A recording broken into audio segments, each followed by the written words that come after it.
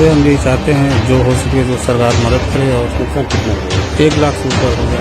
तो भविष्य में इनका परेशानी हो गई। तिनका तिनका जोड़कर एक एक पाई जोड़कर एक दुकान बनाई गई। मामला बछरामा थाना क्षेत्र के देवपुरी बहादुरपुर गांव का है। मनसाराम गुप्ता इन्होंने दुकान खोली अपने परिवार की जीवन नैया को पार कराने के लिए, लेकिन आज दोपहर लगभग 12 बजे के आसपास धूप बत्ती से इनकी दुकान में आग लग गई और आग लगने के बाद इनका लाखों का सामान जलकर खाक हो गया।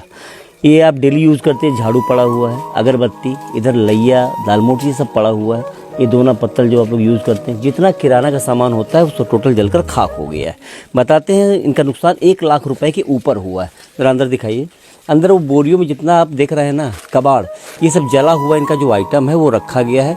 पति पत्नी ने इनको उठा के रखा है। अब इनके जो आंसू हैं वो रुक नहीं रहे हैं, क्योंकि एक जरिया था मात्र यही, इससे परिवार चलता था।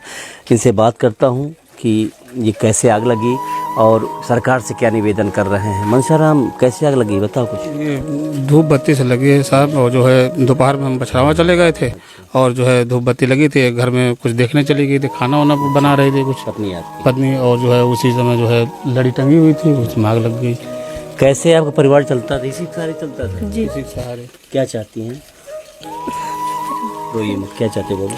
अरे हम यही चाहते हैं जो हो सके जो सरकार मदद करे। और नुकसान कितना हुआ? 1 लाख से ऊपर हो गया। अच्छा, कोई फाइनेंस कर्ज तो नहीं है?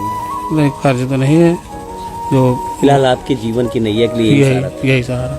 मनसाराम थे, उनकी पत्नी है। उनकी पत्नी तो रो रही, बोल नहीं पा रही। यहाँ पूरा जमावड़ा लगा है ग्रामीणों का, क्योंकि दुखद घटना है।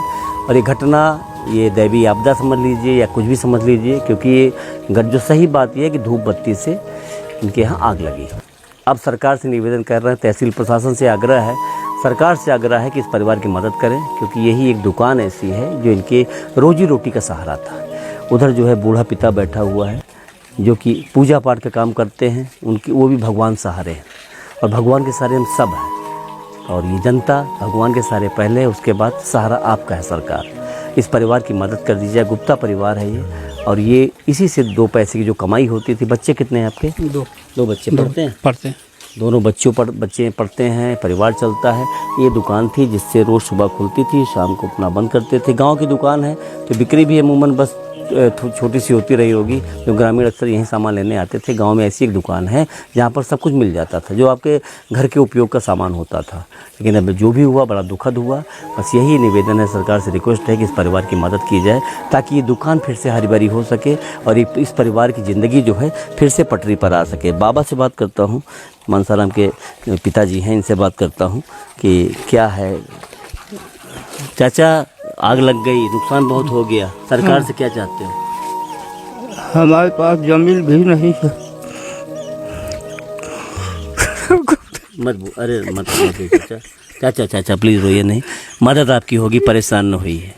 भरोसा कीजिए चाचा, भरोसा है ना मेरे ऊपर? हाँ है, भरोसा है ना?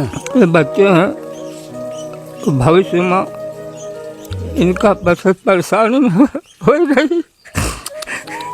एक पिता हैं, और पिता जो है, पिता का कलेजा फट गया जब उसके सामने उसके बच्चे का जो आशियाना था, दुकान थी, वो जलकर खाक हो गई।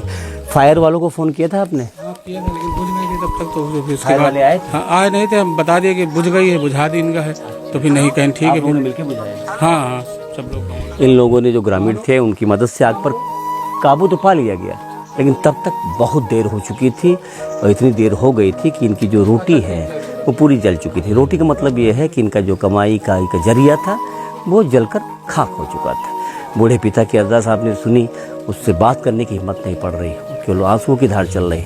इसलिए प्लीज़ राजस्व विभाग से निवेदन है, और तहसील प्रशासन और जिला प्रशासन और उत्तर प्रदेश सरकार से इस परिवार की मदद करें, और इनका जो भी नुकसान हुआ है उसकी कहीं ना कहीं अगर भरपाई हो जाए तो आपकी बहुत बड़ी दया होगी, क्योंकि ये परिवार इसी दुकान के सहारे है। कैमरा पर्सन रवि नायक के साथ दीपचंद मिश्रा, 24 रायबरेली।